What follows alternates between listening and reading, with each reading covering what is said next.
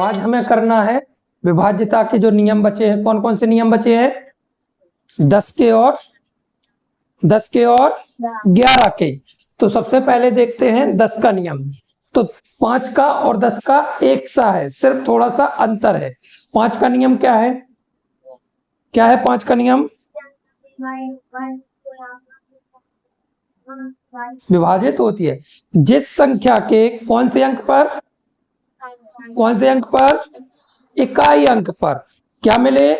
0 या फिर 5, इन दोनों में से कोई एक अंक मिलता है तो उसमें काय का भाग जाता है? 5 का। लेकिन 10 में केवल क्या मिलेगा? 10 में केवल कौन सा अंक मिलेगा? 0। क्या मिलेगा? 0। तो जिस संख्या के इकाई अंक पर क्या मिले? 0। जिस संख्या के कौन से अंक पर? हाँ, या इकाई स्थान पर क्या मिले? 0 मिलता है। क्या मिलता है? 0 मिलता है। तो वह संख्या 10 से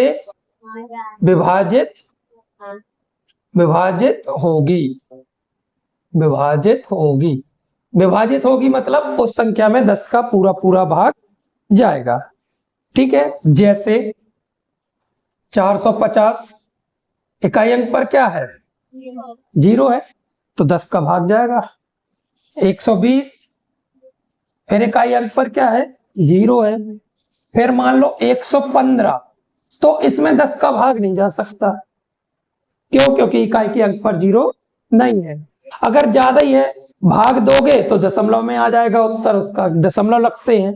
ठीक है। तो दशमलव कैसे लगते हैं, कहां लगाना है, ये सब बात की बात है। ठीक है। तो 10 का नियम क्या है? जिस संख्या के इकाई अंक पर क्या मिले? केवल 0, तो उसमें 10 का भाग जाता है, बस। लेकिन 5 का नियम क्या है? हाँ, क्या है 5 का नियम?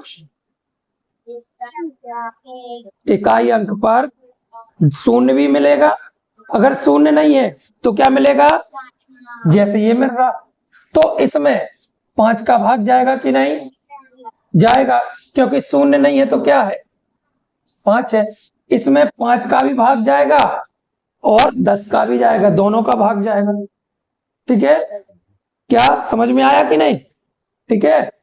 अब इसके बाद आता है कौन सी संख्या का नियम? 11। अब 11 का भाग हम कैसे दे सकते हैं? 11 का नियम, तो 11 का नियम एक तो सीधा तरीका है कि जिस भी संख्या दी है, जो भी संख्याएं दी गई हैं उनमें डायरेक्ट भाग दो। 2 से, 3 से, 4 से, 5 से, बिना कोई नियम लगाए। अगर छोटी संख्या है तो भाग चला जाएगा, मतलब जल्दी पता चल जाएगा कि इसमें भाग जाएगा कि नहीं। लेकिन अगर बड़ी संख्या है तो फिर हम भाग नहीं दे सकते। दूसरी चीज, अगर संख्या में स्टार लगा है, जो हमने कल सवाल किए थे, तो स्टार वाले सवालों में भी हम डायरेक्ट भाग दे सकते हैं क्या? डायरेक्ट वाले जो अगर स्टार लगा है तो उनमें क्या डायरेक्ट संख्या से भाग चला जाएगा? 5 का, 2 का, 4 का, 8 का चला जाएगा। तो फिर कैसे देंगे? कौन से नियम लगा के? विभाज्यता के नियमों का प्रयोग करके उनमें भाग देंगे। तो 11 का नियम क्या कहता है? अब 11 का नियम जो है उसमें हमें सम अंक और विषम अंक, सम अंक और विषम अंक कौन कौन से हैं, ताकि आप कंफ्यूज ना हो। सम अंक बताओ जरा, सम अंक क्या है? 0, 2, 4, 6 और 8। इसी प्रकार से विषम अंक कौन से हैं? हाँ, 1, 5, 7 और 9 सम अंक और विषम अंक। लेकिन जो 11 का नियम है उसमें इस पर इससे कंफ्यूज नहीं होना है। उसमें क्या ध्यान रखना है, सम स्थान पर आए अंक। कौन से स्थान पर? सम स्थान पर आए अंक।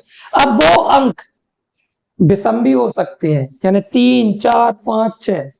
सम अंक नहीं ढूंढना कि संख्या में सम अंक कौन से, अभी बताते हैं। और इस तरफ क्या हो जाएगा? हाँ, क्या हो जाएगा? विषम स्थान पर आए अंक। मान लो एक संख्या लेते हैं हम 3, 5, 6, 8, 4। कितने अंक हैं इसमें? कितने अंक हैं? कितने अंक हैं? कितने अंक हैं? 5। अब अगर 5 हैं तो सम स्थान पर आए अंक कौन से हैं? स्थान की बात कर रहा है, अंकों की बात नहीं कर रहा है। अंक नहीं ढूंढना है, सम स्थान ढूंढना है। तो बताओ सम स्थान पर कौन से अंक हैं? हाँ, कौन से सम स्थान पर कौन कौन से अंक हैं? सम स्थान, ये हो गए सम स्थान। क्यों? क्योंकि दो क्या है? एक दो क्या है? विषम है, सम है। ऐसे ही 4 भी क्या है? सम। अब वो बात एक अलग है कि सम स्थान पर क्या मिल रहा? 5 और 8। तो ये सम अंक से कंफ्यूज मत होना, इधर सम स्थान की बात कर रहा है। तो सम स्थान पर कुछ भी आ सकता, सम संख्या भी और विषम संख्या, सम अंक और विषम अंक। अब इधर विषम स्थान पर कौन से अंक आए? जैसे ये फर्स्ट, ये थर्ड और ये पांचवा। 1, 3, 5 ये विषम स्थान हो गए कि नहीं? विषम स्थान हुए कि नहीं? अब इनको जोड़ लो। 3, 6, 4। ठीक है, समझ में आया? विषम स्थान समझ में आ गए कि नहीं आ रहे? तो इनको सम स्थान और सम अंकों में कंफ्यूज मत होना। तो 11 का नियम कहता है कि सम स्थान पर आए अंकों को क्या कर दो? क्या कर दो? जोड़ दो। कितना टोटल हो गया? 13। एक तरफ सम स्थान पर आए अंकों को जोड़ दो, दूसरी तरफ विषम स्थान पर आए अंकों को जोड़ दो। इधर भी कितना हो गया? कितना हो गया? 13 हो गया। हो गया टोटल। तो 11 के नियम में सम स्थान पर आए अंकों को जोड़ते हैं, फिर विषम स्थान पर आए अंकों को जोड़ते हैं। जोड़ने के बाद क्या करेंगे? बड़ी संख्या से छोटी संख्या को क्या कर लो? बड़ी संख्या से छोटी संख्या को क्या कर दो? तो बड़ी संख्या इधर भी हो सकती है या फिर इधर भी, कहीं पर भी हो सकती है, क्योंकि छोटी संख्या तो घटती है बड़ी में से, कि छोटी संख्या में से बड़ी घट जाएगी। काय में से कौन सी संख्या घटेगी? तो अब लेकिन इधर उत्तर तो एक से है दोनों जगह, इधर कोई ना तो छोटी है और ना कोई, तो कहीं से घटा दो। तो 13 में से 13 घटा दिए, उत्तर क्या आ गया? 0। तो जब हम बड़ी संख्या में से छोटी संख्या को घटाते हैं तो उत्तर अगर 0 मिलता है, क्या मिलता है? हाँ, तो अगर उत्तर क्या मिले? 0, 11, 22, 33, 44, मतलब क्या? 11 की टेबल में से अगर कोई उत्तर मिलता है तो उसमें 11 का भाग जाएगा। तो बताओ उत्तर क्या मिला इधर? तो इस संख्या में 11 का भाग जाएगा कि नहीं जाएगा? 11 का भाग जाना चाहिए कि नहीं जाएगा? जाएगा, क्योंकि उत्तर घटाने के बाद जो उत्तर मिलेगा वो या तो 0 मिलना चाहिए, या 11 मिलना चाहिए, या 22 मिलना चाहिए, या 33 मिलना चाहिए, या 44 मिलना चाहिए, या फिर आगे बोलते जाओ 55, 66, मतलब 11 की टेबल में उत्तर मिलना चाहिए। सीधी बात ये है। ठीक है, तो फिर उसमें 11 का भाग जाएगा। और उत्तर 0 नहीं और कुछ भी मिल रहा है तो उसमें भाग नहीं जाएगा। ज्यादा है, उत्तर की जांच कर लेते हैं। 35, 68, 4 बता देते हैं 11 का भाग जाएगा कि नहीं जाएगा। 11 3 जा 33, कितनी बच गई? 2 उतारे 6। 11 2 जा 22, कितनी बच गई? कितनी बच गई? उतारे 8। 11 4 सर, कितनी बच गई? कितने उतारे? कितनी बार चला गया? चला गया भाग कि नहीं? तो हमें भाग देने की जरूरत नहीं है, हमें केवल इस नियम को लगाने की जरूरत है। नियम क्या कहता है? और हाँ, क्या कहता है नियम? क्या कहता है? सबसे पहले क्या करेंगे? सबसे पहले क्या करेंगे?